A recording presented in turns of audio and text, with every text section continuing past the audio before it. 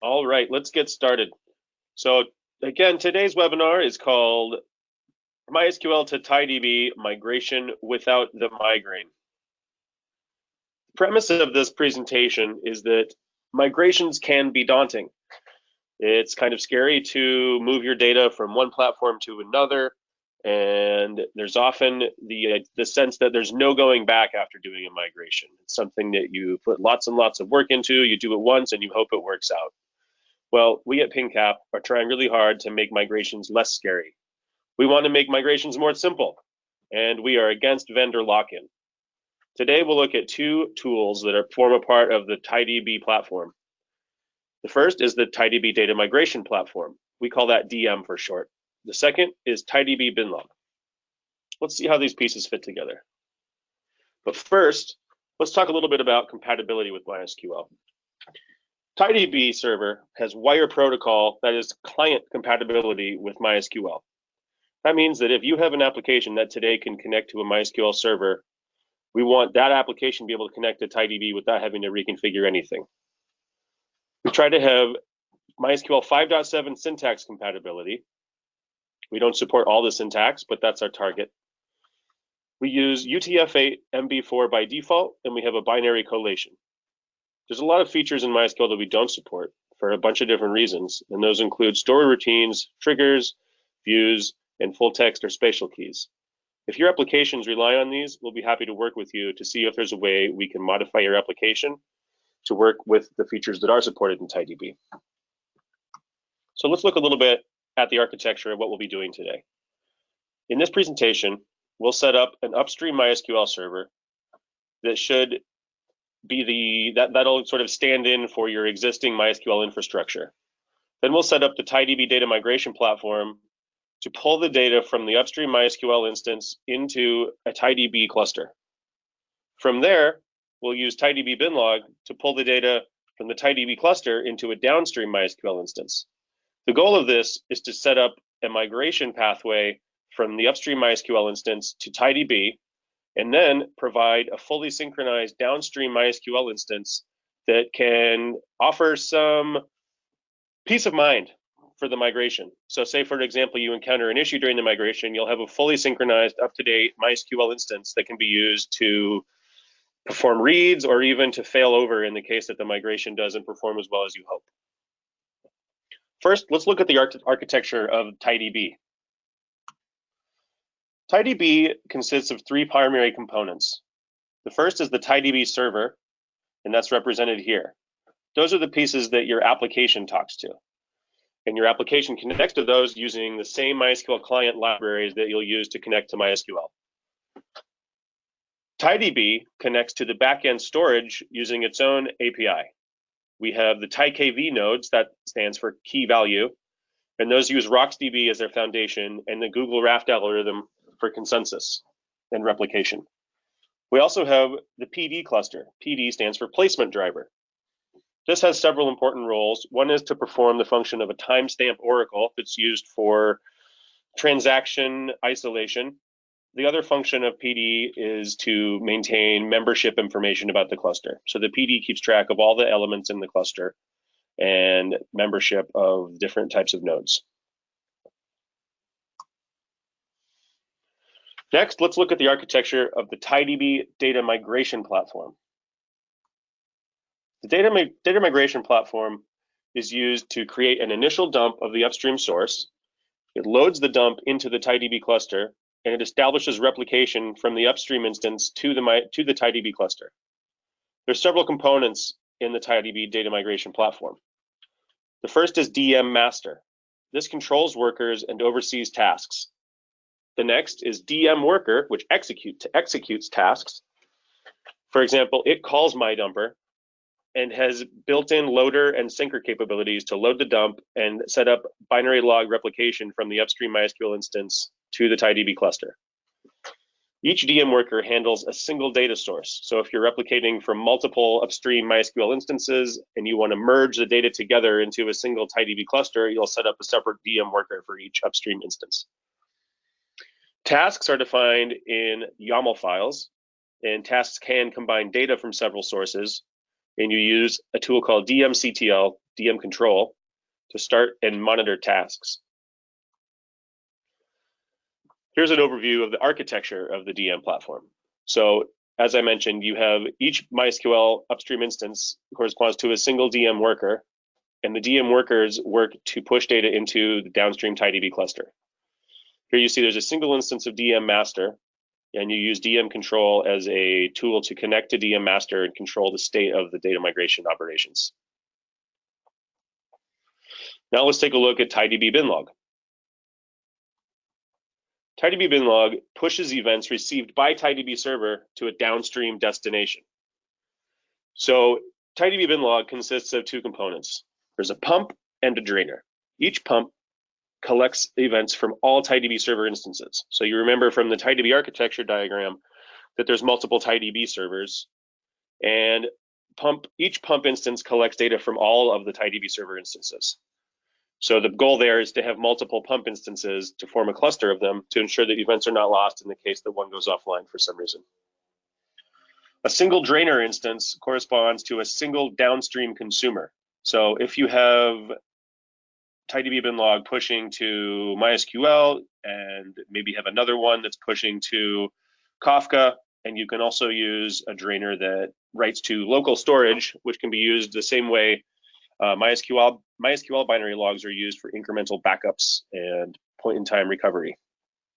So here's a little look at how this works. We mentioned that PD server maintains membership information about the cluster, and that's also true of the elements of TiDB-Binlog. So for example, the pump cluster here consists of several nodes, each of which is registered with the placement driver cluster. TiDB server then pushes the data to each of those pump instances, and you'll have individual drainers that correspond to single downstream platforms. So here's a look at the individual components that we'll actually be using today for my demo. We'll have a single MySQL instance acting as our upstream. We'll have a single instance of DM master that's controlling one DM worker to read from the upstream MySQL instance. That DM worker will use MyDumper. That's sort of under the hood, and it'll use MyDumper to make the initial dump from the upstream instance. DM worker will push the data into our TiDB server instance, which then writes the data to the TiKV server. So we have PD here that's overseeing the membership information about these components of the TiDB cluster. We have the single pump that's reading from the TiDB server, and we have a single drainer that's moving data from the pump into the downstream MySQL-D. You see Binlog control here is influencing the behavior both of the pump and the drainer, and we have DM control back here influencing the behavior of the DM cluster. Now, if you were doing anything other than a demonstration, you would be deploying these components in a clustered manner. So you'd have multiple TiDB servers, multiple TiKV servers, multiple PD servers, multiple pumps. For any kind of HA application, you usually want 3 of each node, and this is the same in the case of TiDB and the various types of clusters that we maintain and support. So basically all the components of TiDB are clustered by default. It's really easy to add additional TiDB servers, additional TiKV servers, additional PD servers, etc. TiDB servers are completely stateless, so you can add as many as you want. They don't influence the behavior of the cluster. They don't maintain any local state, so they're very cheap to add and discard. TiKV servers are easily added. They will automatically join the Raft group. They'll automatically replicate data. They'll automatically become region leaders, etc. And PD server, likewise, is very easy to scale. So let's take a look at the demo.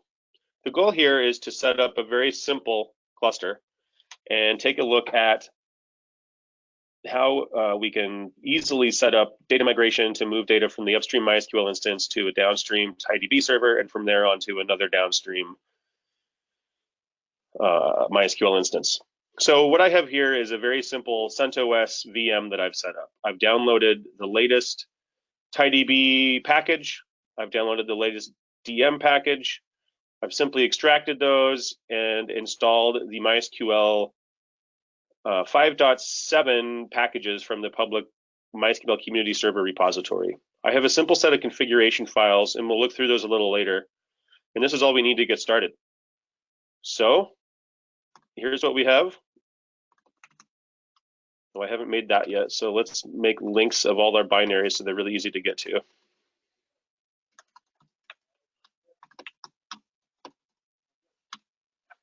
Let's start by setting up our upstream MySQL D instance. So let's do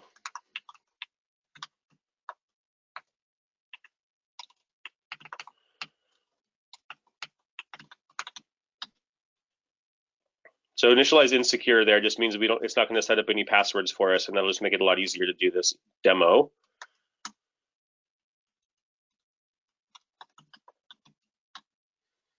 So we'll also start the downstream instance while we're at it, just to make sure we have that step taken care of. So now we have 2 MySQL Ds running.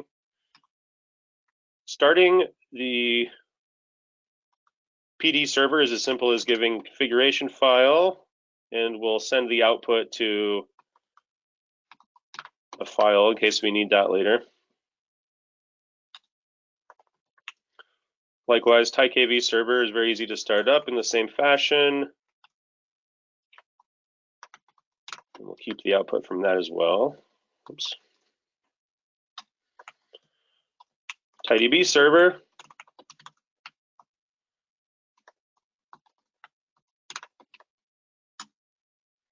So that's the 3 components of a TiDB cluster. Now, what we'll notice is that the TiDB server failed to start. So why is that? Let's look at the log. And the reason is that there was no pump found. So I included this as part of the demo because obviously if you have a cluster that's running and there's no pump, that means you'll be losing any updates made to the cluster. So if you have the binlog enabled for the TiDB server, it will refuse to start if there's no pumps running. So let's start our pump.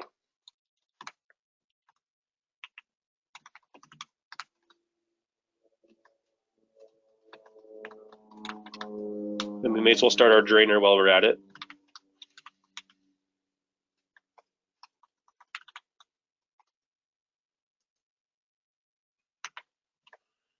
And now we can go back and start our TiDB server again.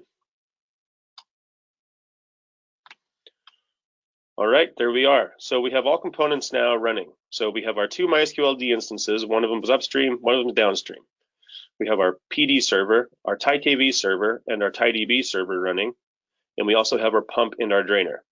So what we've done here is set up this sort of downstream portion of the cluster of our entire arrangement before we've even sort of started interacting with the upstream existing application server. Now the reason for that, of course, is that once we start sending data through TiDB, we want it to automatically be replicating to the downstream instance.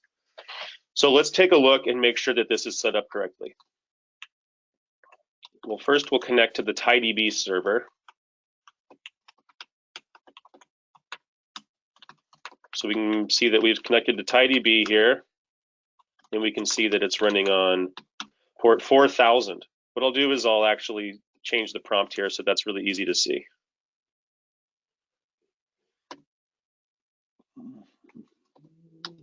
Okay, so that shows us that we're connected to our TiDB server on port 4000.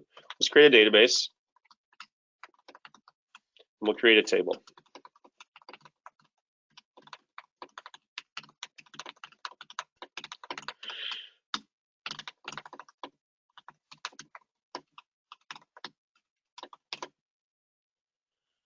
This is a trick I've been using for years to insert lots of rows into tables quickly. So we see that we have our table, we have some rows in it.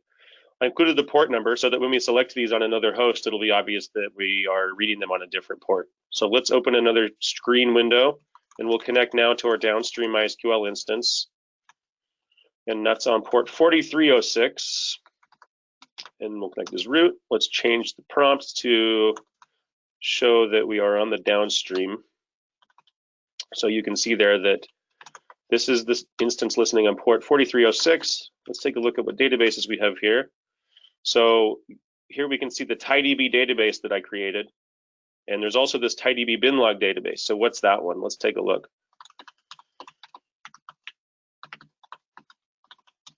So there's a TiDB-Binlog database, and inside of that is a table called checkpoint, and that holds the most recent commit timestamp. So this is used by the drainer to make sure that it knows exactly what transactions have already been written to the downstream.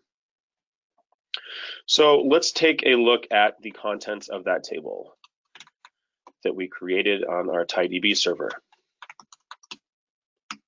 So here we can see the rows that we created on the upstream server, and the port column includes the port of the server where we inserted the rows, and then here in this column we see the port number of the downstream server because that's where we're selecting the data.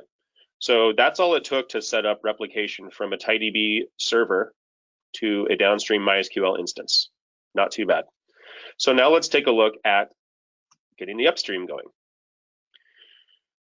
So the upstream includes starting the DM master, and we'll just give that its config file.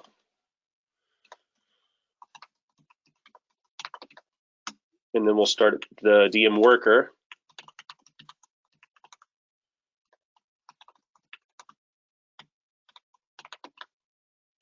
And then we'll use DM control to take a look at the status.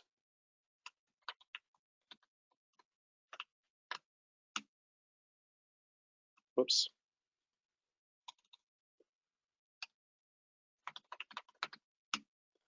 All right, here's our status. So it has a single worker, and we haven't yet given it a task to work on. So let's tell it to start a task. And that task is in DM task, I believe, .yaml. So let's see the status of that. Spoiler alert, it didn't go well. The reason is that there's no MyNumber file for the schema we told it to replicate. And the reason is that we didn't create that schema yet on the upstream instance. Obviously, in any kind of production situation, this is not likely to happen. But let's fix it and we'll try again. So we'll kill the worker. Now let's connect to the upstream instance. And we'll change this prompt as well so we can keep track of what we're looking at.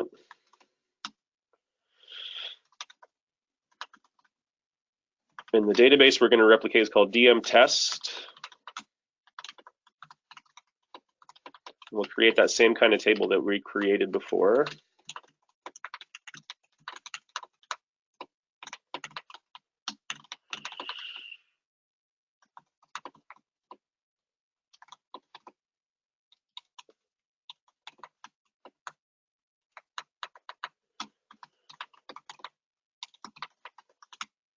Okay, so there is a table on our upstream instance, and we inserted some rows. So now let's go back and start our task again. We need to start our worker. We'll start DM control, and then we'll start our task. Oh, task is already running. So that tells us that the task, once it's loaded, will automatically be managed as the workers leave and join. So here we can see that the task is here, it's running, and it's synchronizing. So it's already taken care of the load, or sorry, already taken care of dumping the upstream, already taken care of loading that data into our TiDB server. And now it's running in sync mode, which means it's acting as a replication slave to the upstream server. So we can actually see that on the upstream MySQL. We can see here that we have a binlog dump thread, which means that that's actually the DM worker that's connected to the upstream MySQL instance and acting as a replication slave. So now let's take a look back at our TiDB server and see if we have our database now. So there it is indeed, DM tests, and we have a DM metadatabase that's used to store metadata from the DM process. So let's select all, once again, from our DM test table. So here we can see the data that we inserted on the upstream MySQL server being read now on our intermediate TiDB server instance. And here, this is our downstream MySQL server, remember, running on port 4306. We can also see the DM test database here.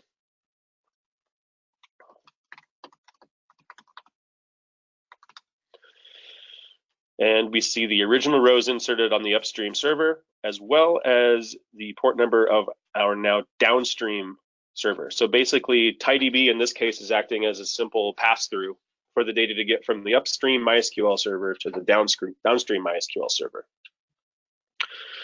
So that's basically all it takes to set up replication from an upstream MySQL instance to an intermediate TiDB server and then on to a downstream MySQL instance.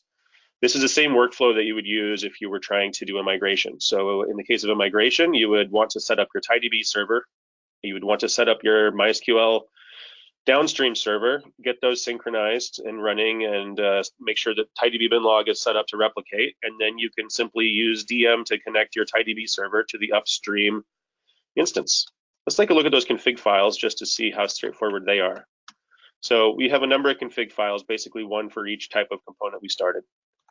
First, let's take a look at the config files for the components of the TiDB cluster.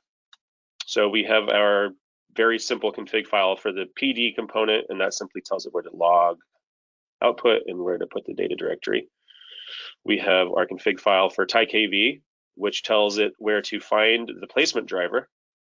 So everything's running on the local host, so that's very easy in this case.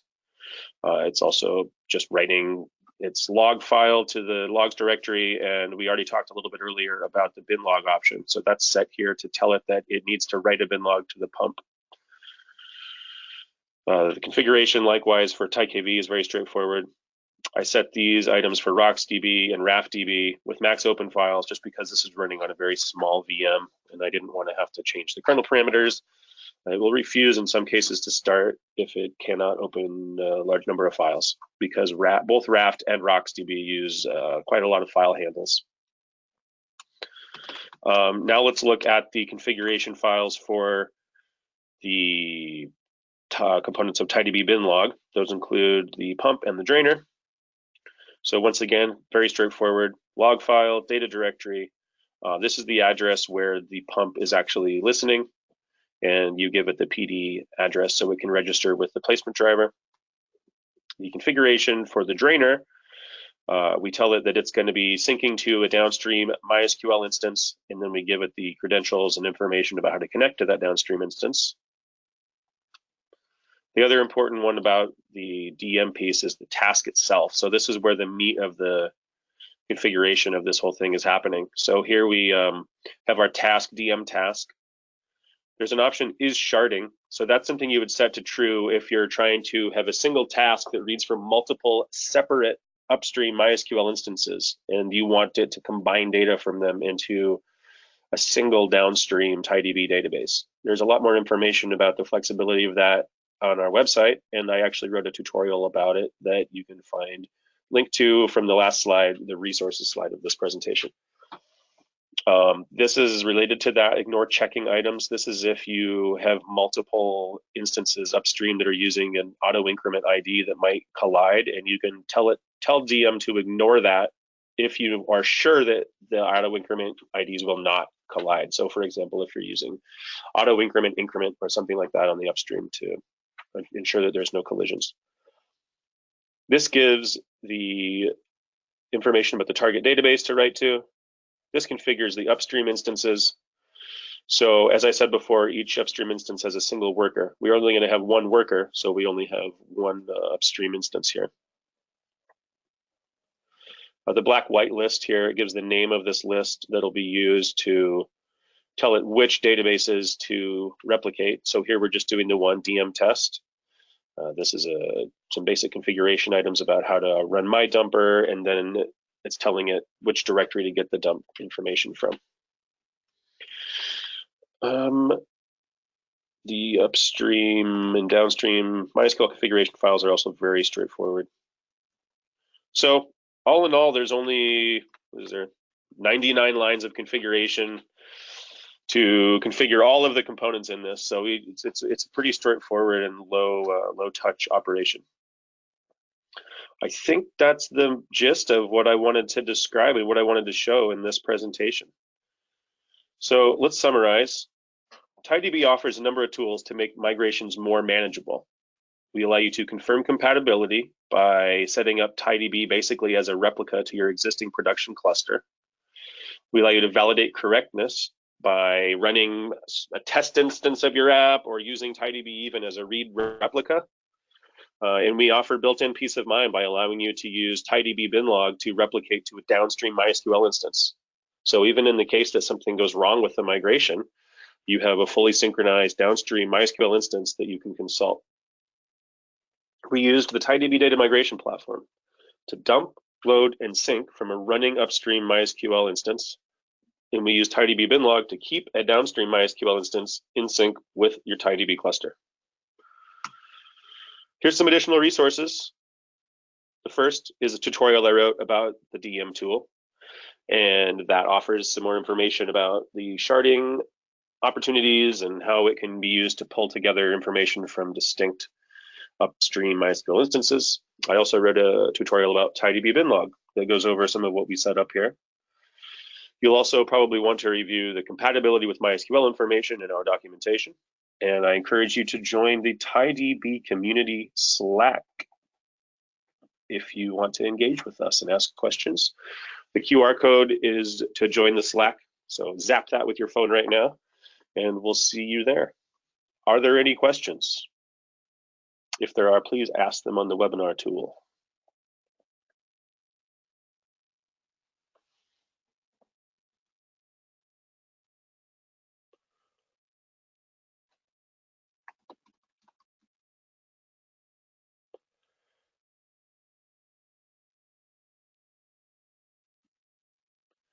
Okay, thanks everyone for joining. I'm going to end this now.